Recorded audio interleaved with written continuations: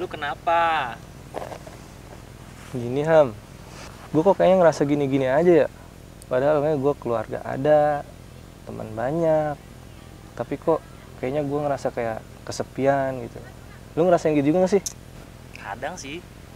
Jadi ketika kita kumpul, ngopi gitu kan, gue tuh kayak ngerasa ada aja gitu yang kurang, yang bikin gue ngerasa kesepian gitu kan. Apa karena kita belum punya pacar, belum punya pasangan gitu. Iya, tapi kan pacaran nggak boleh. Udah gitu mau nikah juga modalnya belum ada. Mana ya? Kenapa sih bro? Iya ini Ustadz. Jadi gini, saya tuh kadang suka ngerasa kesepian gitu. Apa karena saya ini belum punya pasangan gitu ya? Jadi kesepian itu bukan disebabkan karena belum punya pasangan. Bisa jadi kita belum menghadirkan Allah di hati kita. Karena kalau Allah sudah hadir di hati kita, di pikiran kita, dalam hidup kita, nggak ada lagi istilah sepi.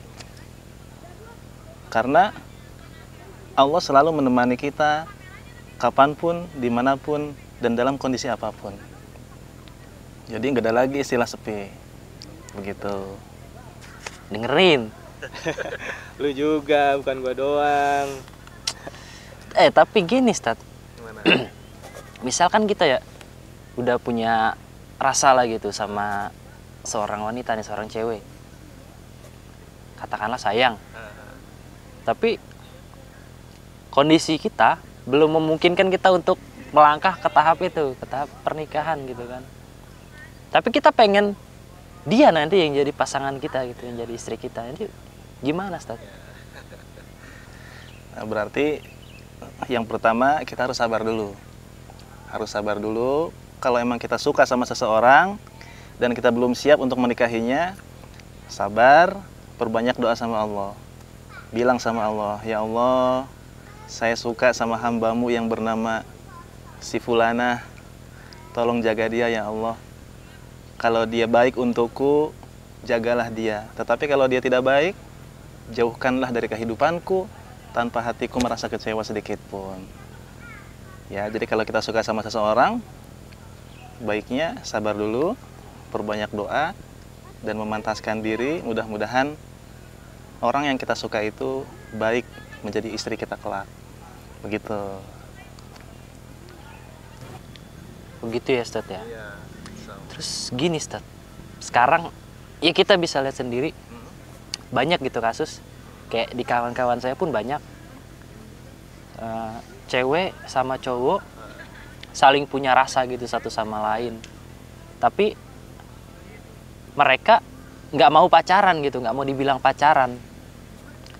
Mereka berniat buat menikah dan mereka membuat satu komitmen untuk saling menjaga. Terus, tapi dalam masa komitmen itu, mereka tuh saling berhubungan satu sama lain, WA-nya intens. Sekali waktu mereka ketemuan, jalan segala macam. Nah itu gimana tuh, Ustaz? Yaitu bisa dibilang sama aja dengan pacaran. Tadi di awal komitmen gak akan pacaran, tetapi ternyata diam-diam berhubungan meski lewat dunia maya, bahkan ketemuan, itu nggak jauh beda sama orang pacaran. Meluapkan rasa suka, meluapkan rasa cinta dengan cara berkomunikasi atau ketemuan di suatu tempat, ya. Jadi kalau emang komitmen nggak mau pacaran dulu, tetapi kita ingin sekali menikahinya, ya balik lagi kita sabar, ya, kemudian banyakin doa. Kalau bisa datangi orang tuanya. Kalau emang sudah ngebet banget, sampaikan kepada kedua orang tuanya bahwa kita suka sama anaknya dan kita punya niat ingin menikahinya. Ya mudah-mudahan dengan mendatangi orang tuanya bisa ngerti. Sehingga ketika nanti ada laki-laki yang melamar anaknya tersebut, ditahan tuh sama orang tuanya. Seperti itu, ya. Tapi kalau nanti sana kita belum punya modal gimana, Ustaz? Nggak punya modal tapi di satu sisi pengen nikah gitu ya. Nah, agama menganjurkan untuk memperbanyak puasa sunnah, ya. Agar apa? Agar keinginan untuk menikah itu bisa terkontrol. Jadi sambil berikhtiar, sambil kita sabar ya, sambil memperjuangkan mencari rezeki sehingga suatu saat nanti kita bisa menikahi orang yang kita suka tersebut. Ya, jadi kalau belum punya modal, sabar dulu, perbanyak doa, memantaskan diri, semoga suatu saat nanti Allah berikan modal yang cukup sehingga kita bisa menikahi wanita yang kita suka itu. Ya. Jadi dalam Islam itu sederhana kok, cuma 3 tahapannya. Yang pertama ta'aruf atau saling mengenal. Kalau kita sudah kenal, kalau kita sudah paham, maka lanjut tuh ada yang kedua namanya khitbah atau melamar. Ya, datangilah orang tuanya, lamar tuh anaknya, bawa orang tua kita ke orang tua wanita tersebut. Kalau sudah diskusi kapan kita akan menikah, lanjut yang ketiga namanya menikah. Jadi sesederhana itu, ya. Nah, kalau belum ada modal ya kita ikhtiar, kita berjuang ya untuk modal khitbah atau melamar. Ketika sudah melamar, berjuang lagi ngumpulin modal untuk modal menikah. Sebenarnya menikah itu murah sih, yang bikin mahal itu resepsinya.